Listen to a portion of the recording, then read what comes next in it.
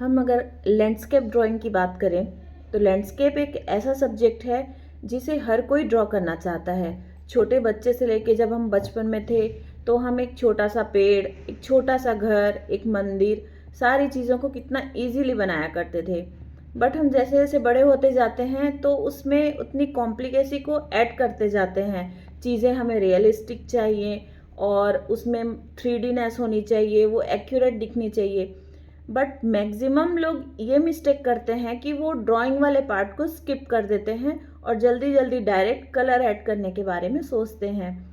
तो अगर हमें किसी लैंडस्केप को ड्रॉ करना है, किसी लैंडस्केप को बनाना है, तो हमें कलर को पहले छोड़ के उसकी जो बेस लेवल पे स्टडी होती है, उसके जो बेसिक्स होते हैं कि हम कहाँ से स्टार्ट करेंगे, और ड्राइंग करने से भी पहले हमें अपनी ऑब्जर्वेशन को बढ़ाना होगा। जब हम नेचर में जाते हैं और देखते हैं कि चीज़ें किस प्रकार से हैं, दूर की चीज़ें कैसी दिखती हैं, पास होती हैं तो चीज़ें कैसी दिखती हैं, तो जब तक हम देखने का नज़रिया नहीं चेंज करेंगे तब तक हम लैंडस्केप को उतनी डेप्थ में समझ नहीं पाते हैं। 9340765188 ये मेरा व्हाट्सएप नंबर है। आप अपना नाम इस नंबर पे मुझे सेंड कर दीजिए ताकि जितनी आने वाली इम्पोर्टेंट अपडेट्स हैं आपसे मिस ना हो और आप तक डायरेक्टली पहुंच जाए।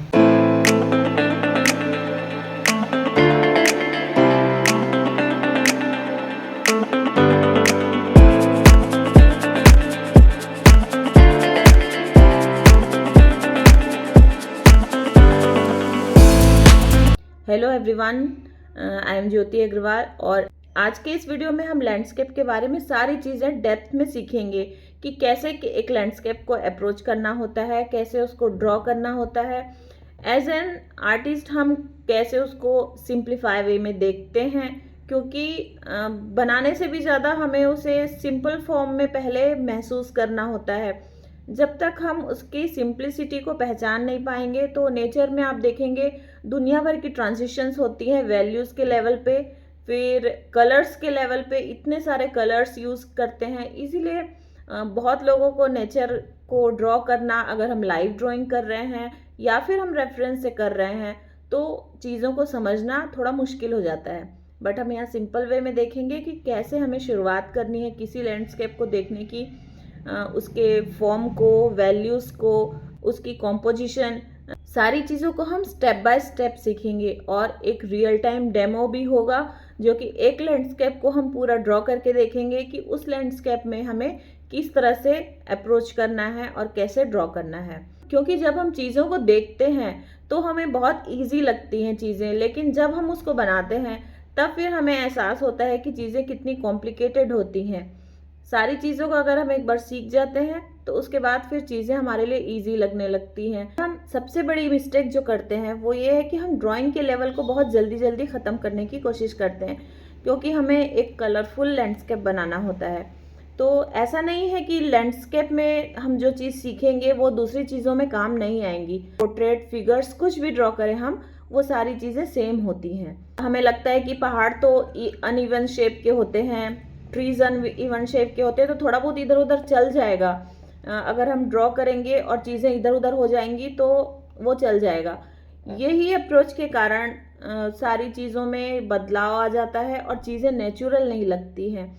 नेचुरल का मतलब ये नहीं कि हम एक एक पत्तों को ड्रॉ करेंगे, एक एक चीज़ों को ड्रॉ करेंगे, बट एक पेड़ की जो मोटाई होती है, उसका एंगल होता है, जो पहाड़ हैं वो कितने छोटे हैं, अपने जो हम कॉम्पोजिशन कर रहे हैं, जिस पेपर पे बना रहे हैं, तो वो पहाड़ कितने बड़े हैं वहाँ, उसके अकॉर्डिंग हम क्या करते हैं, पहाड़ को बस पहाड़ की तरह से ड्रॉ कर देते हैं और उसको समझते नहीं हैं कि हमारे रेफरेंस के अकॉर्डिंग सारी चीज़ें कैसी हैं। तो सबसे पहले हमें ड्राइंग के लेवल पे फोकस करना होगा। अगर हम ड्राइंग के लेवल को एकदम सही कर जाते हैं, कंस्ट्रक्शन जो कि स्ट्रेट लाइन में हमने जिस तरह से स्टिल लाइफ को अप्रोच किया था कि चीज़ें एक के पीछे हैं, एक के आगे हैं, उसमें भी ओवरलैपिंग थी, उसमें भी स्ट्रेट लाइन थी, सेम अप्रोच हमें लैंडस्केप में भी करना होता है। बट हम चीज़ों को अलग अलग तरीके से देखते हैं, इसीलिए हमें वो चीज़ें कॉम्प्लिकेटेड लगती हैं। बट अब जब हम ड्राइंग को एक लेवल पे देखते हैं, एक लेवल पे ऑब्जर्व करते हैं और process wise step by step हम अच्छे से करते जाते हैं, तो चीज़ें हमारे लिए फिर आसान होती जाती है। बट उस आसानी को करने के लिए हमें थोड़ी सी एफर्ट डालनी होती है शुरू के लेवल में। अगर हम अच्छे से प्रैक्टिस कर जाते हैं तो फिर चीज़ें हमारे लिए आसान हो जाती। तो वीडियो को आगे बढ़ाने से पहले अगर आपने सब्सक्राइब नहीं किया है तो कर लीजिए, ताकि जो भी अपकमिंग नोटिफिकेशंस हैं, जो कि फ्री वर्कशॉप्स हैं और सारी जितने भी इम्पोर्टेंट अपडेट्स हैं वो आपके नंबर पे ऑटोमेटिक पहुंच जाए। तो आप इस नंबर पे मुझे अपना नाम लिख के सेंड कर सकते हैं, ताकि मैं आने वाली अपडेट्स हैं वो आपको डायरेक्ट सेंड कर दूँ। शुरू में बिगनिंग लेवल पे हमारी अंडरस्टैंडिंग लाइफ स्केचिंग की उतनी होती नहीं है, तो हम नेचर को भी ऑब्जर्व नहीं करते हैं। हम सिर्फ प्रिंट आउट पे या फिर अपने रेफरेंस पे मोबाइल से ट्राई करने की कोशिश करते हैं, क्योंकि वहाँ कॉम्पोजिशन सेट होती है। लेकिन अगर हम सारी चीज़ों को डेप्थ में सीख जाते हैं तो हम नेचर में भी सारी चीज़ें देख पाते हैं, वहाँ कैसे कॉम्पोजिशन हमें करना है वो सारी चीज़ें भी हम जान पाते हैं। तो आगे बढ़ने से पहले, ड्राइंग करने से पहले हम कुछ रेफरेंसेस में सीखेंगे, फिर हम नेचर में कैसे देखेंगे वो भी चीज़ें हम जानेंगे। वीडियो को लास्ट तक देखना है और उसको प्रैक्टिस भी करनी है, सिर्फ देखना नहीं है, इम्प्लीमेंट भी करना है, प्रैक्टिस भी करनी है, सारे नोट्स बनाने हैं, ताकि कोई चीज़ को आप भूलो मत। तो पिक्चर्स को अब एनालाइज करते हैं। तो जब भी हम नेचर में जाते हैं तो सबसे पहली चीज़ जो हमें देखनी होती है वो होता है कि हम जहाँ पर खड़े हैं वहाँ से हम जितना दूर भी देख रहे हैं वो एरिया किस तरह से दिखाई दे रहा है, चीज़ें कैसे जा रही हैं, सारी चीज़ों को हमें ऑब्ज़र्व करना होता है। हम कभी गार्डन में गए हैं अगर, वहाँ पर हम चारों तरफ अगर नज़र घुमा के देखते हैं तो सारे पेड़ हमें किस तरह से नज़र आते हैं, जब वेदर चेंज होता है तो चीज़ें कैसे दिखाई देती हैं। तो अभी तक जो भी हमने स्टिल लाइफ में स्टडी किया कि चीज़ों को कैसे सिंप्लीफाई करते हैं, हम लाइंस के थ्रू चीज़ों को बहुत सिंपल वे में उसका कॉम्पोजिशन, फिर चाहे हम स्टिल लाइफ करें, हम फिगर ड्राइंग करें या फिर कुछ भी करें, तो सेम हमें अपने लैंडस्केप को भी उसी नज़र से देखना है और उसी तरह से उसको सिंप्लीफाई करना है। जब हम नेचर को इस तरह से सिंप्लीफाई कर देते हैं बहुत इजी तरीके से, तो फिर हमें चीज़ें आसान लगने लगती हैं। तो यहाँ हम ब्लैक एंड वाइट करके भी अपने लैंडस्केप को देख सकते हैं, ताकि हम कलर के लेवल पे शुरू में हम कंफ्यूज ना हो, क्योंकि नेचर में इतने कलर होते हैं जिसको समझना मुश्किल भी होता है।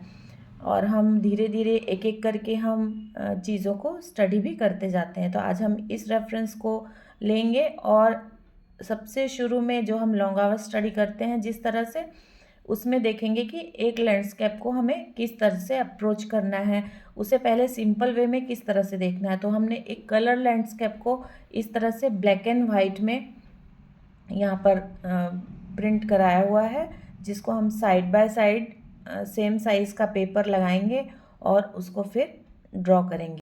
तो यहाँ हमें करना ये है कि हमारे रेफरेंस में जो भी मेन लाइन है बड़ी बड़ी, जैसे पहाड़ है, तो अलग अलग वैल्यूज़ जहाँ पर चेंज होती हैं वो एरिया को हमें अलग अलग अपने पेपर में पहले डिवाइड कर लेना है। पहले बड़े बड़े 3-4 लाइंस जो हमें दिखाई दे रही हैं कि एक नदी वाला एरिया है, एक पहाड़ वाला एरिया है, वो सारी चीज़ों को हम 3-4 लाइंस को बना लेते हैं। उसके बाद हम छोटी छोटी और जो चीज़ें होती हैं उसको फिर अंदर में जाके उसको भी ऐड कर देते हैं।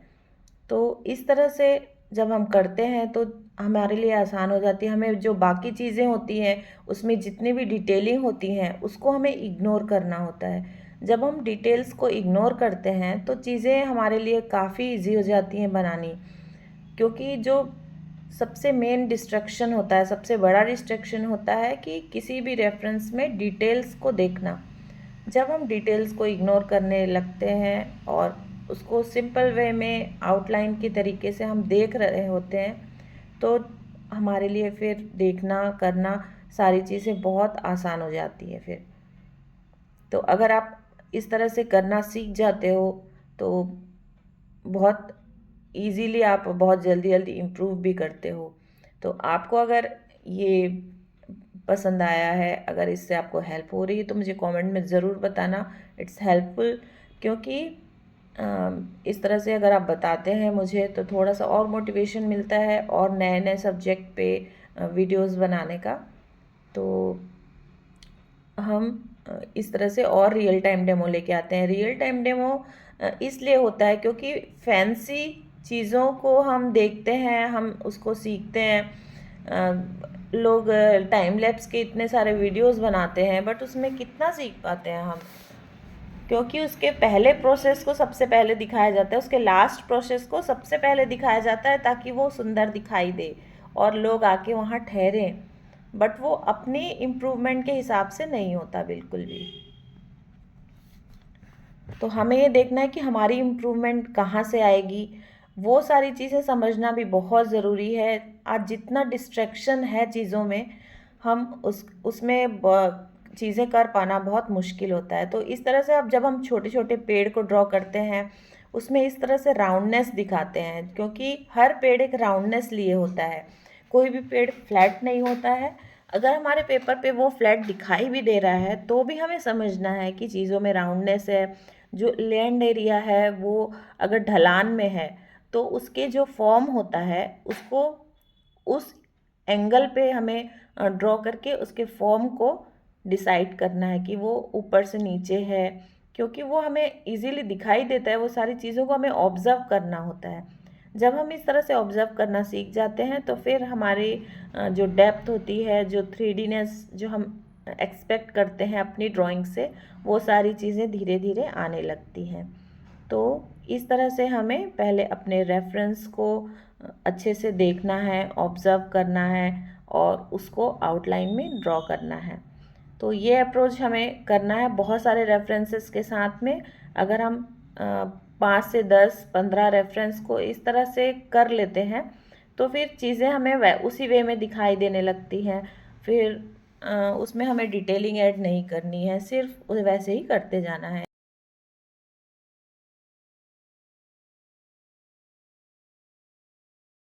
तो लैंडस्केप को हम बनाने से पहले उसके कॉन्सेप्ट को एक छोटे से थंबनेल स्केच से हम सीख सकते हैं कि चीज़ों में हम कैसे डेप्थ ऐड कर सकते हैं।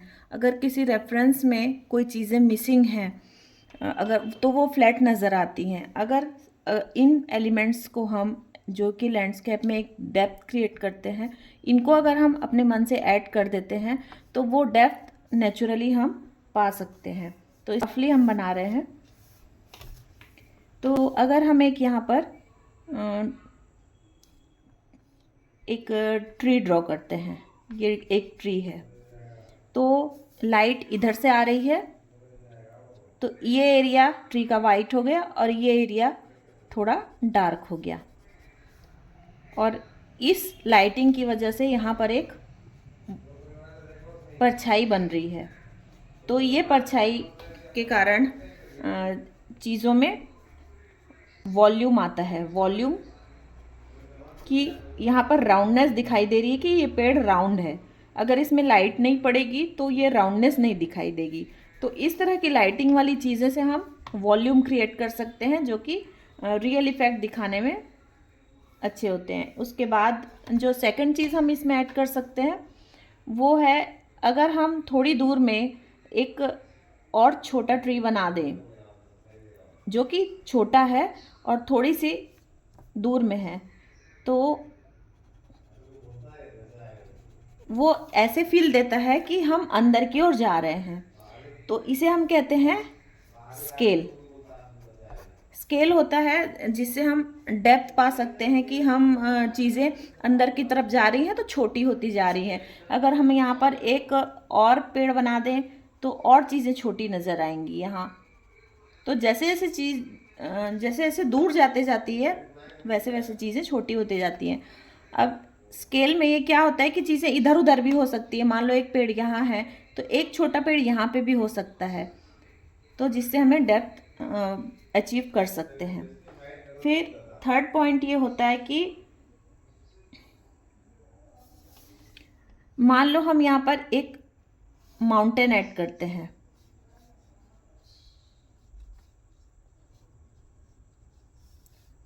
ठीक है।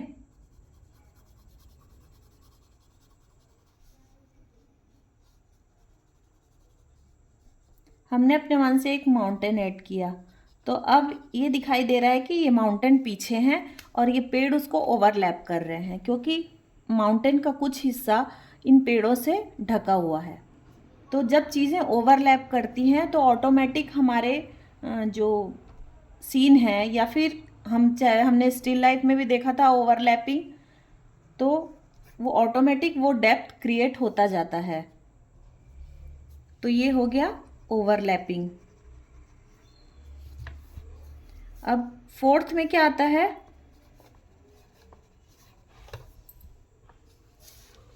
फोर्थ में हम देखेंगे पर्सपेक्टिव। पर्सपेक्टिव हम किसे बोलेंगे? जब मान लो एक सड़क जा रही है अंदर, इस और एक सड़क जा रही है जो, और उसमें लगे हुए हैं कुछ फैंस लगे हुए हैं। वो फैंस यहाँ से आगे से बड़े और पीछे छोटे होते जा रहे हैं धीरे धीरे। तो ये एक तरह का पर्सपेक्टिव क्रिएट करते हैं कि चीज़ें यहाँ पर आगे में बड़ी हैं और पीछे जाते जा रही हैं, तो वो वैनिश होते जा रही हैं और छोटी होते जा रही हैं। तो इससे भी हम डेप्थ क्रिएट कर सकते हैं। तो स्केल और पर्सपेक्टिव में, दोनों में डिफरेंस ये है कि पर्सपेक्टिव में चीज़ें एक लाइन में जा रही होती हैं, एक एंगल में जा रही होती हैं, और स्केल में चीज़ें इधर उधर भी हो सकती हैं। जैसे ये ट्री यहाँ है, एक ट्री यहाँ है, लेकिन वो आगे बड़ा है पीछे छोटा है, तो वो दोनों डिफरेंस होता है यहाँ पर।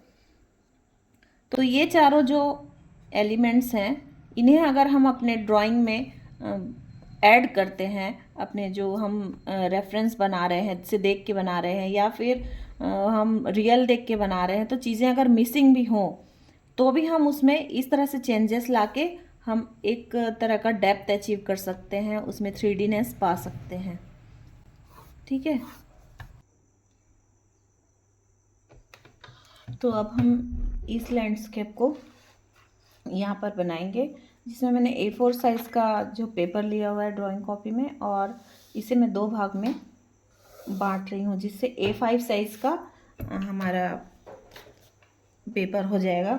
और उसमें हम ये बनाएंगे पोर्ट्रेट मोड में। तो छोटी छोटी लैंडस्केप की स्टडी हमें इसलिए करनी चाहिए क्योंकि हमारा टाइम भी बचता है और हम ज़्यादा से ज़्यादा स्टडी कर पाते हैं, ज़्यादा से ज़्यादा लाइन के लेवल पे, फिर वैल्यू के लेवल पे सारी चीज़ों को स्टडी कर पाते हैं। तो सबसे पहले इसे हम देखते हैं कि मैंने इस रेफरेंस को क्यों लिया, क्योंकि ये बहुत सिंपल था। इसमें बहुत कम से कम एलिमेंट हैं, इसमें बहुत दूर जाता हुआ दिखाई दे रहा है सब, क्योंकि पास की चीज़ें बहुत डिटेल्ड में हैं, फिर पीछे की चीज़ें ब्लरी हैं, फिर थोड़ा सा जो आगे अगर हम आते हैं तो वहाँ ग्रीनरी थोड़ी सी दिखाई दे रही है। तो इससे क्या एक डेप्थ क्रिएट हो रहा है। अदरवाइज़ अगर हम इस तरह की फ्लैट इमेज लेते हैं जहाँ पर एक फ्लैट दिखाई दे रहा है, जहाँ कोई डेप्थ नहीं दिखाई दे रही है, तो उस टाइप की चीज़ों को हमें शुरू में नहीं लेना है। क्योंकि अगर इस पिक्चर में हम एक रास्ता बना दें घर तक, तो फिर वहाँ पर डेप्थ आ सकता है, या फिर सामने में कोई एक पेड़ का एक बंच अगर बना देते हैं तो फिर इसमें डेप्थ दिखाई देगा। तो इस तरह से हमें लैंडस्केप का भी बहुत सोच समझ के सिलेक्शन करना होता है, क्योंकि बनाने के लेवल पे चीज़ें कुछ अलग दिखती हैं। जैसे हम फोटो वगैरह क्लिक करते हैं ना, तो उसमें अलग दिखाई देता है, और जब हम बनाते हैं तो रेफरेंस का सिलेक्शन हमारा बहुत मायने रखता है, या फिर हम उसमें खुद से कुछ चेंजेस ला सकते हैं। तो अब देखते हैं कि इस पिक्चर को हम कैसे ड्रॉ करेंगे।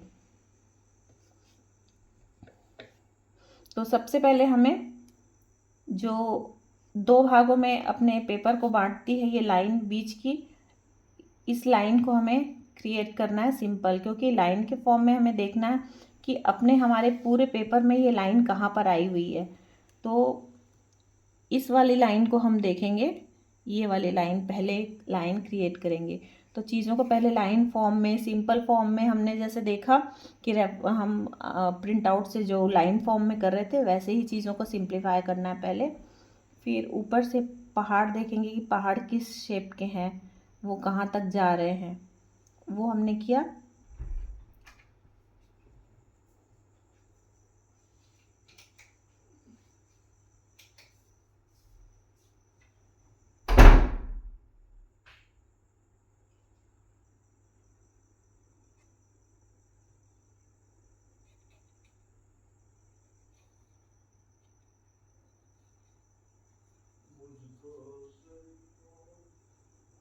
क्योंकि इसमें ड्राइंग बिल्कुल कम है, बहुत ज़्यादा कम है, इसीलिए शुरू में मैंने इस रेफरेंस को लिया है। हमें भी बहुत कम से कम एलिमेंट वाले और बहुत सिंपल रेफरेंस लेने हैं शुरू में।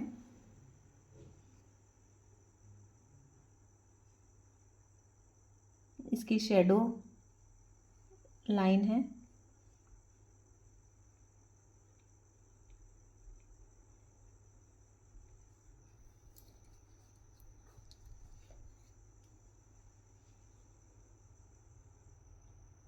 आई थिंक यहाँ लाइंस थोड़ी ज़्यादा लाइट हो गई हैं, इसलिए उतनी विजिबल नहीं हो रही हैं, बट आपको भी लाइट ही रखना है अपनी लाइंस को, क्योंकि अगर हम शुरू से डार्क डार्क आउटलाइन कर देते हैं तो फिर वो जो वैल्यूज़ के लेवल पे चीज़ें हैं वो बहुत चेंज हो जाती हैं, और इसीलिए ही उसमें वो इफ़ेक्ट नहीं आ पाता है कि चीज़ें रियल लग रही हैं। वैल्यू के लेवल पे सारी चीज़ें चेंज हो जाती हैं, तो हमें शुरू में लाइट लाइट ही रखनी होती है लाइन।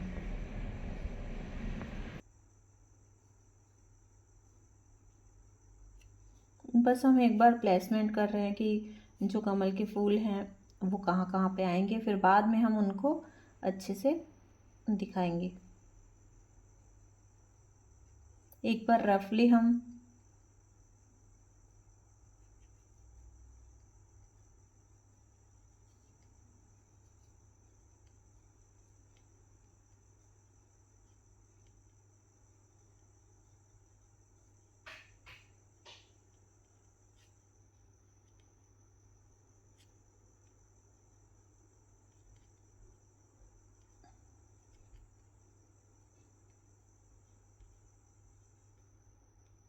तो लैंडस्केप में ड्राइंग बहुत अच्छे से करनी होती है। कुछ चीज़ें रेंडम शेप्स में होती है, जैसे यहाँ हम इम्प्रेशन दे रहे हैं अभी पत्तों का। एक एक पत्ते हमें देख देख के ड्रॉ नहीं करने। एक बार हम जान जाते हैं कि पत्ते किस तरह से हैं तो उन पत्तों को हम फिर अपने मन से भी बना सकते हैं।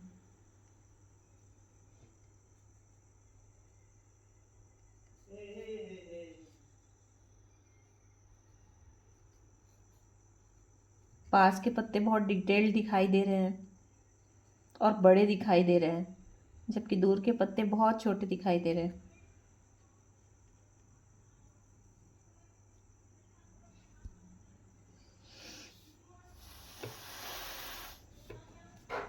तो इस पेड़ के आगे में जो इस पहाड़ के आगे में जो पेड़ बने हुए हैं, हम पहले उन पेड़ को नहीं बनाएंगे, बस एक सिर्फ इम्प्रेशन देके कि कहाँ से कहाँ तक है वो लाइन को हम छोड़ देंगे। आसमान को हम पेपर वाइट छोड़ देंगे, क्योंकि बहुत साफ खुला मौसम है, धूप निकली हुई है, तो आसमान बिल्कुल ब्राइट नज़र आ रहा है, तो उसको हम वाइट भी छोड़ सकते हैं। और कम से कम वैल्यू में इसे हमें सिंप्लीफाई करना है, तो अगर हम करें इसे तो हम इसे 4 वैल्यू में डिफ़ाइन कर सकते हैं। एक आसमान का एरिया, एक है जो ये पहाड़ और शेडो के लिए, और एक एरिया ये जो ग्रीन कलर के डार्क के लिए है एक वैल्यू, और एक वैल्यू इधर सामने वाले एरिया के लिए। तो बहुत कम में अगर हम चाहें तो इसे 2 वैल्यू में भी हम डिफाइन कर सकते हैं। तो सबसे डार्क है ये ग्रीन वाला पार्ट है, और जो यहाँ पेड़ वाला पार्ट है वो सबसे डार्क है।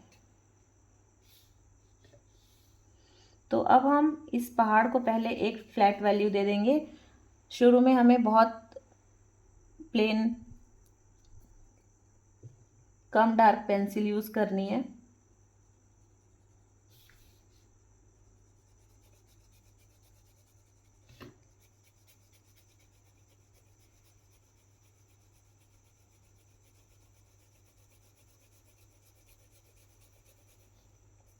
तो एक बार में हमें डार्क डार्क नहीं करना है,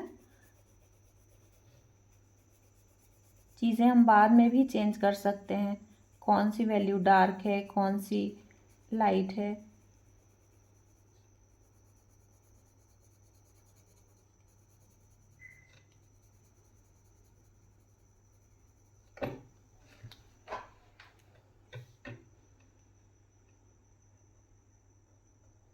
जैसे हमने ट्री स्केचिंग में भी सीखा था कि ट्री के एजेस जो होते हैं वो स्क्रिबलिंग के थ्रू हम कैसे रैंडम शेप्स के बना सकते हैं, जिससे नेचुरलिटी आती है और एक गोलाई वॉल्यूम जो क्रिएट करना।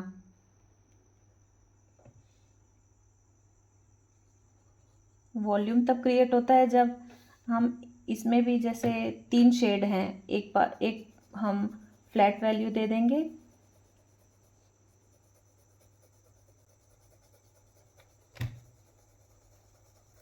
उसके बाद दूसरी लेयर में एक और, तो ऊपर का हिस्सा को हम थोड़ा उसको लाइट छोड़ देंगे, ये सेकंड लेयर। ऐसे 3 लेयर में अगर हम काम करते हैं तो इसमें आसानी से हम वॉल्यूम क्रिएट कर सकते हैं।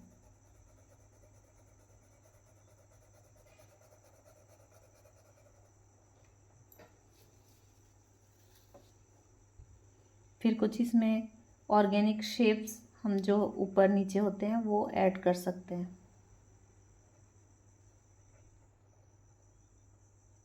तो इसे हमें ज़्यादा डिटेल्ड नहीं करना क्योंकि ये थोड़ी दूर में है। अगर हम इसमें ज़्यादा डिटेलिंग ऐड कर देंगे तो वो शार्प दिखाई देंगे और वो जो डेप्थ उनको नहीं दिखाई देगी।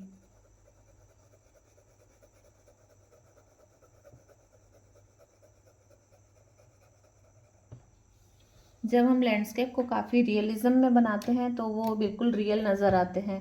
अभी हम सिर्फ वैल्यूज़ के लेवल पे इसको जज कर रहे हैं कि चीज़ें कैसे दिख रही हैं, कैसे हमें जज करना है, कैसे सिंपल वे में हमें सारी चीज़ों को देखना है।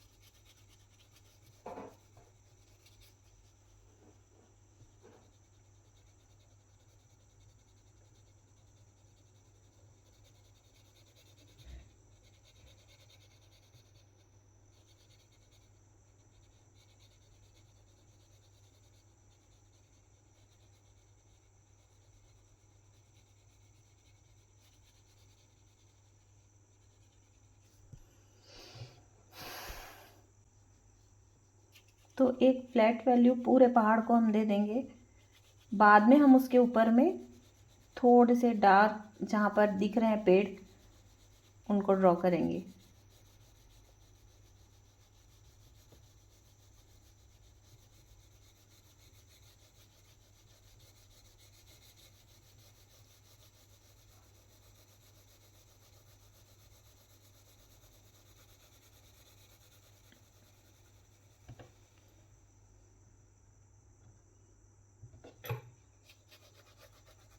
तो यहाँ पर हम अभी ब्लेंडिंग टूल वगैरह कुछ यूज़ नहीं कर रहे हैं, सिंपल एक पेंसिल मार्क से हम एक तरह की हैचिंग ही कर रहे हैं रफली। अब यहाँ पर कुछ कुछ जो पेड़ हैं उन्हें हम ड्रॉ करके, क्योंकि वो पहाड़ से थोड़े डार्क हैं पेड़, तो उन्हें हम ड्रॉ कर लेंगे, उनके शेप्स को। लेकिन ज़्यादा शार्प हमें नहीं करना क्योंकि वो बहुत दूर है, तो सारे एक तरह से ब्लरी ही नज़र आएंगे।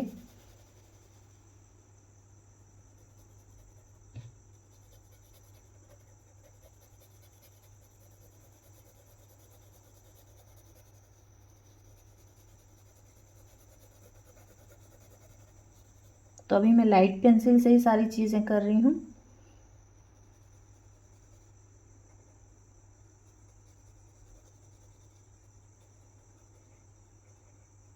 तो एक तरह का हम पेड़ का इम्प्रेशन दे रहे हैं यहाँ कोई पेड़ को बहुत डिटेल्ड में ड्रॉ नहीं कर रहे हैं।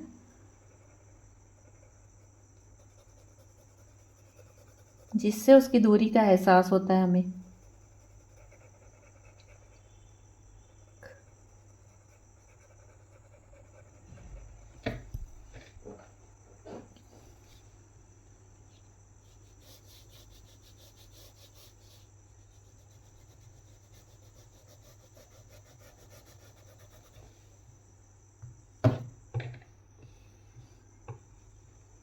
अब पानी वाले एरिया में भी आसमान का एरिया है अलग, ये इतना दूर का, और बाकी वाइट वाला हिस्सा है, सामने वाला हिस्सा भी ब्लू है, इतना इतना हिस्सा पूरा वाइट है। जो कि आसमान का कलर है वही सेम कलर यहाँ पर होगा।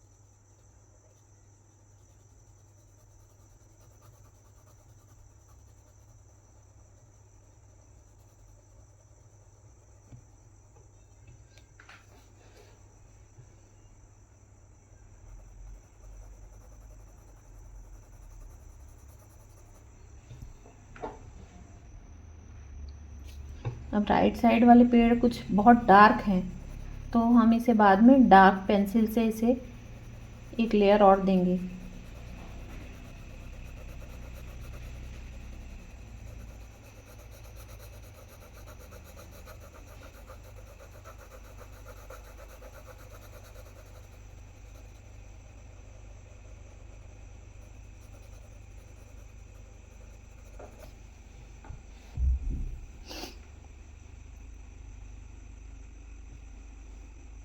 ये वाटर वाला हिस्सा भी हम एक फ्लैट वैल्यू दे देंगे इसको, लाइट कलर का, जो कि पहाड़ वाली वैल्यू से हल्का सा और लाइट होगा, क्योंकि ये पहाड़ की परछाई है।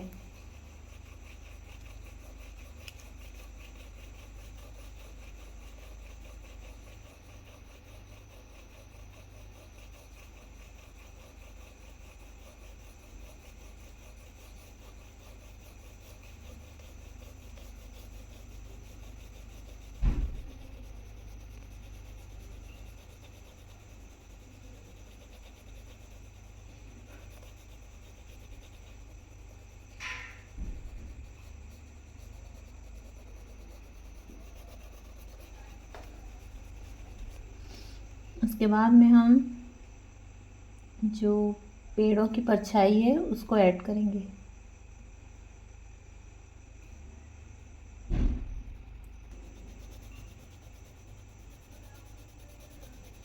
तो यहाँ मैं एक एक डिटेलिंग नहीं दे रही हूँ, सिर्फ वैल्यूज़ के अकॉर्डिंग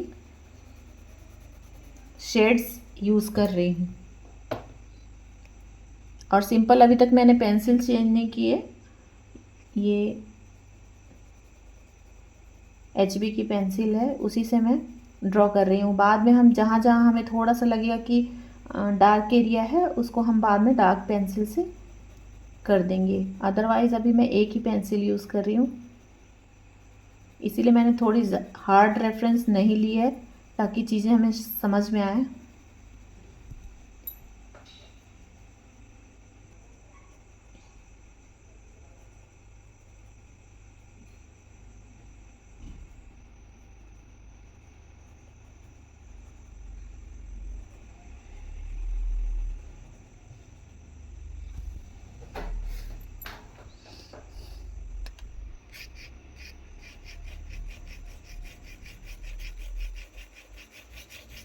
सामने वाला हिस्सा भी आसमान की तरह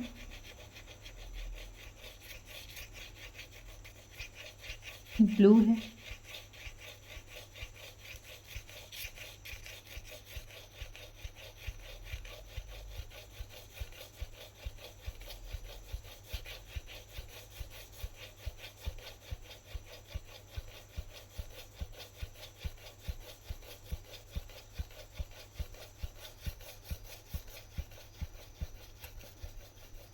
तो हम इसे चाहें अगर तो ब्लेंडिंग टूल से अभी हम करें तो वो स्मूथ इफेक्ट आ सकता है, बट हमें शुरू में कोई भी स्टडी में ब्लेंडिंग टूल अभी यूज़ नहीं करना है। जब हम क्लासिकल रियलिज्म में करेंगे तब हम नीडेड इरेजर को एज ए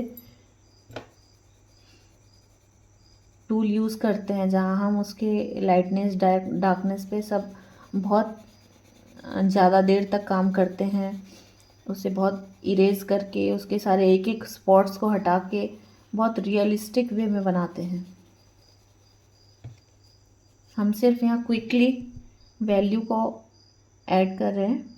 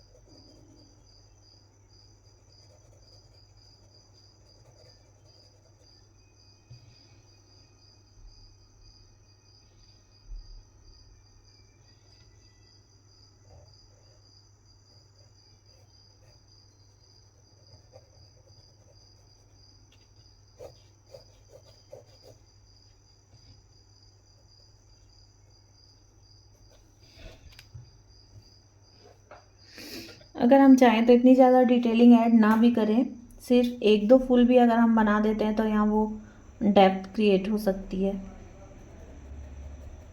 तो शुरू में हमें लाइन वर्क बहुत ज़्यादा करना होता है। हम स्टार्ट ओवर फिनिश जो हमने स्टिल लाइफ में किया था वो सारी चीज़ें यहाँ भी कर सकते हैं कि पहले हम बहुत सारे लैंडस्केप पे लाइन वर्क कर सकते हैं, फिर उसके बाद हम इस तरह से हैचिंग में बहुत बहुत सारे वर्क बना सकते हैं, बहुत छोटे छोटे साइज़ के, जिससे हम वैल्यूज़ के लेवल पे बहुत अच्छे से स्टडी कर पाते हैं चीज़ों को।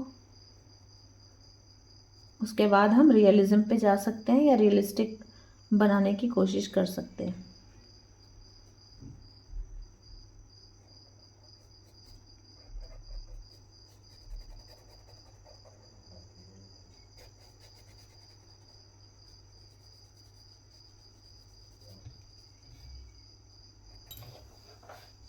तो इस तरह से जब हम पेंसिल से सारी डेप्थ क्रिएट करना सारी चीज़ें सीख जाते हैं तो फिर हम कलर से भी कर पाते हैं, चाहे वाटर कलर हो या कोई भी मीडियम हो, कलर मीडियम।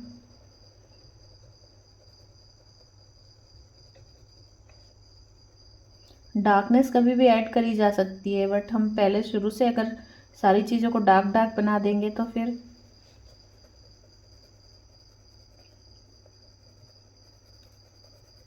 हमें समझ में नहीं आती हैं चीज़ें।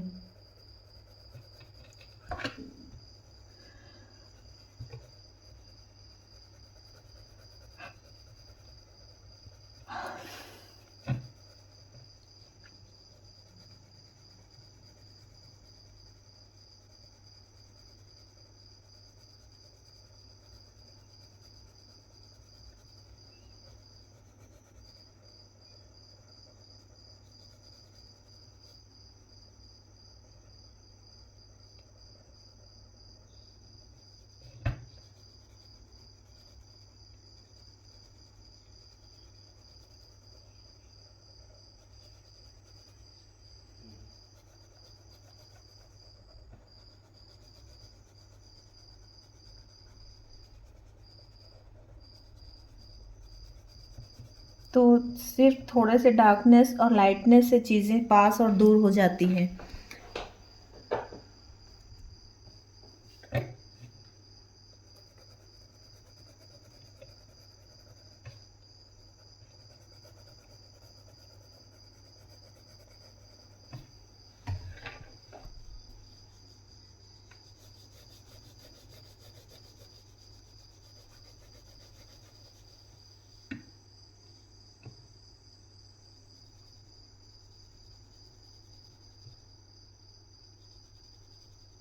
तो जितना डार्क ये है, हम इन सब पेड़ों को उतना डार्क नहीं करेंगे। अगर हमें दिखाई दे रहे हैं तो भी हम उसे लाइट ही करेंगे।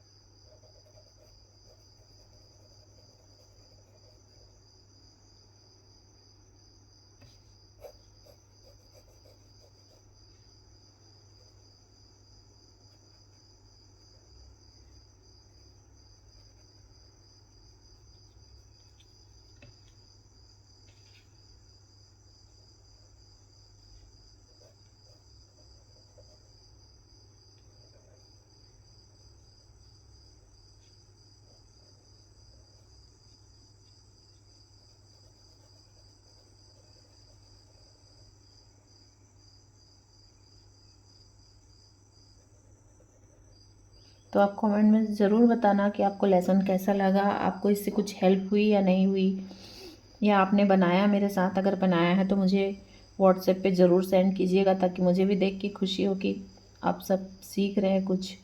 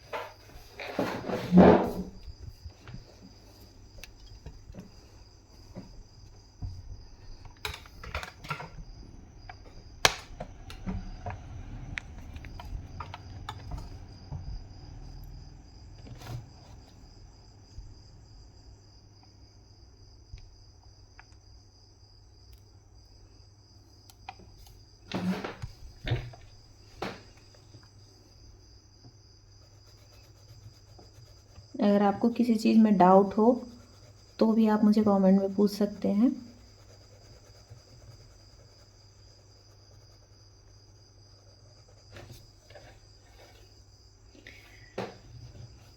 और हमारी स्केचिंग FB कम्युनिटी है, जहां आप 90 डेज़ का स्केचिंग चैलेंज लेके अपने आप को रेगुलर स्केचिंग करने पे मोटिवेट कर सकते हैं, ताकि आप कंसिस्टेंसी के साथ स्केच कर सकें, जहां आपको कंप्लीट गाइडेंस भी फ्री अवेलेबल है। तो अगर आप स्केचिंग ग्रुप से जुड़ना चाहते हैं तो आप मुझे कमेंट में लिख दीजिएगा, या तो फिर मेरे नंबर पे आप व्हाट्सएप कर दीजिएगा।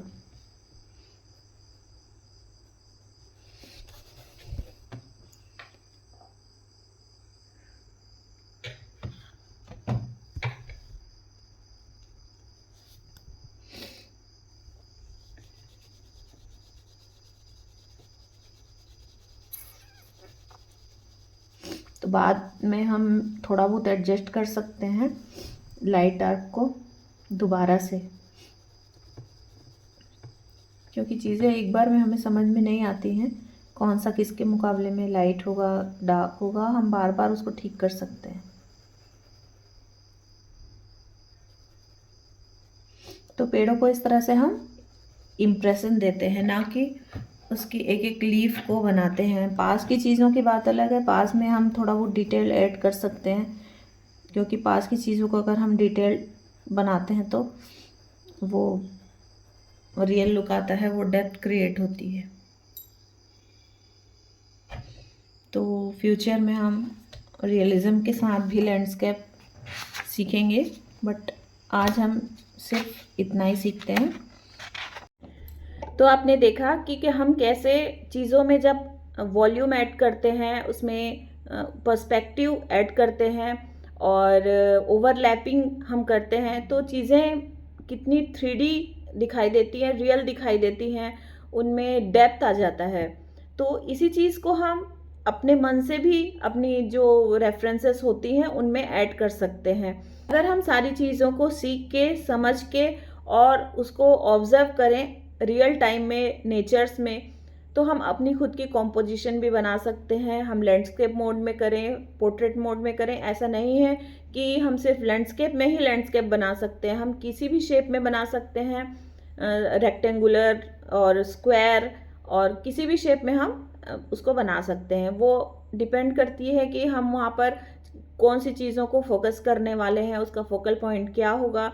तो चीज़ों की कॉम्प्लिकेटेड नहीं करते हैं, सिंपल वे में हम बनाएंगे। और आप भी अगर आपने साथ में बनाया है तो मुझे इस नंबर पे आप ज़रूर सेंड कर दीजिएगा। तो मिलेंगे नेक्स्ट वीडियो में नेक्स्ट सब्जेक्ट के साथ में। Till then keep practising.